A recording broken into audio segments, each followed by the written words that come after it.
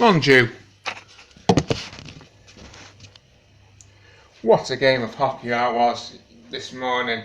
Last night for America, of course, but it started at midnight here, so it's this morning.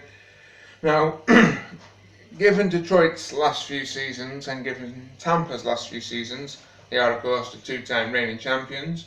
Well, the three-time champions, but they're the two-time current champions, if that makes sense. It feels silly to say this, but I am disappointed with that loss, even though, like I say, it's to Tampa Bay, because if you haven't seen it, it was a ridiculously good game. It ended 7-6 in overtime, but twice we led by 3 goals. We had a 3-0 lead, and then we had a 6-3 lead, and we managed to blow it. Now I'm just going to go, because of one incident which I'll get to, I'm just going to go through the goals. I've got them listed here. Robbie Fabry had the shot that somehow squeezes through Vasilevsky. I think it's one of them where he thinks he's got it under his glove. It's not, it's through your legs, mate. There's Larkin to knock it in. Then Tyler Bertuzzi does a beautiful move. It is. Does a beautiful move to get between Hedman and, is it called Sergachev or something? Absolute beauty, and then knocks it in. If Connor McDavid scores a goal like that, which he does most games, Sports Centre, ESPN, TSN, whoever Canada have, wouldn't stop going on about it, I tell you. I bet they don't mention it because it's Bert, because he's like persona non grata because of the chab thing. Because Lord forbid you have your own choice to make. Third goal, which makes it 3-0 to Detroit. Adam Ernie hits the bar, bounces to Tyler Bertuzzi. That's a bit of your father, it's 3-0. I'm thinking, we're sailing.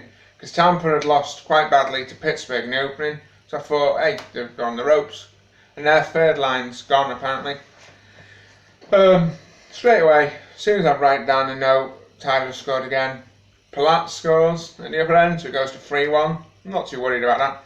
We get a power play then, and Bert gets his hat trick. The hats are on the ice. And there's also Lucas Raymond's first point. Oh, and Moritz Seider got a point on the first Tyler goal. And then we get the incident that for me changes the game. I think he's called Mathieu Joseph. It's still French Matthew. He hits Larkin like a cross check on the back. It is a bit dodgy, I suppose. But the big thing is Larkin had the neck issue last year with Jamie Benn's similar type hit. So Larkin takes a bit of affront. He's a bit affronted by that. And as Mathieu skates past, Larkin just kind of goes, boom, knocks him. It's not like a clean, cracking hit, but he hits him. Beauty. I was quite proud of Dylan at the time. And I don't like fighting in hockey, but I was like, come on, have a bit of that. And then Dylan gets thrown out for a major, we get a major penalty. Dylan gets thrown for game misconduct. And on the following power play, Steven Stamkos scores. Steven Stamkos scores twice. Now, when he scores the first goal, because of the nature of the penalty, the first goal doesn't cancel out the power play, so they're on it for 5 minutes no matter what. That's when they get 2 goals. That's, for me, the turning point. Now, at the time, it only makes it 4-3, so we're still in control, but we've lost Larkin for the rest of the game. And then, Bertuzzi, he's got a penalty. He comes out of the box, rushes to the puck, straight past Vasilevsky. I was a bit lucky in terms of the timing, but we'll take it. And then Nemestikov gets our last goal of the game. I think it was a Rasmussen shot from like a wacky angle, but again, sneaks through Vasilevsky. He was having enough night, to be fair. And Nemestikov knocks it in. And then we'll just cover the Tampa goals. It was Colton, Kucherov, Killorn, and then in overtime, it was Palat. So we go to overtime, it's 6-6. Bert, Fabry, and Nick Leddy starts for us. For them, it's Hedman, Point, and Kucherov. And to be fair, they did deserve the win if you base it on the overtime. They were all over us. It was about 2.5 minutes before we could even make a change. So, in that regard, Tampa deserved the win. I think based on the actual 60-minute game, though, I'd say we deserved the win.